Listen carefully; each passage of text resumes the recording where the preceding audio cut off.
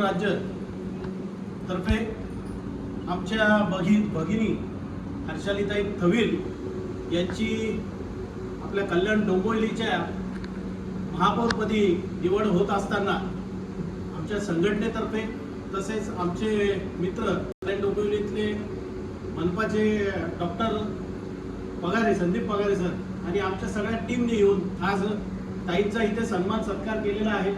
मी ताईंना विनंती करतो, पुढच्या येत्या 19 तारखेला छत्रपती सेनेचा जो महिलांचा सगळ्यात मोठा उत्सव नाशिक शहरामध्ये होतो, त्या उत्सवाचं निमंत्रणही प्रमुख पाहुणे म्हणून आज ताईंना इथे देतोय।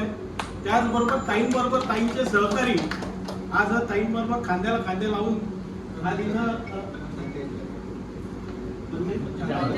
बंदेश जाधव नगरसेवकपदी यांची वर्णी लागलेली आहे। मी यांचंही मनापासून इथे अभिनंदन करतो। यांच्याही छत्रपती सेनेतर्फे यांचा सन्मान इथे झालेला आहे।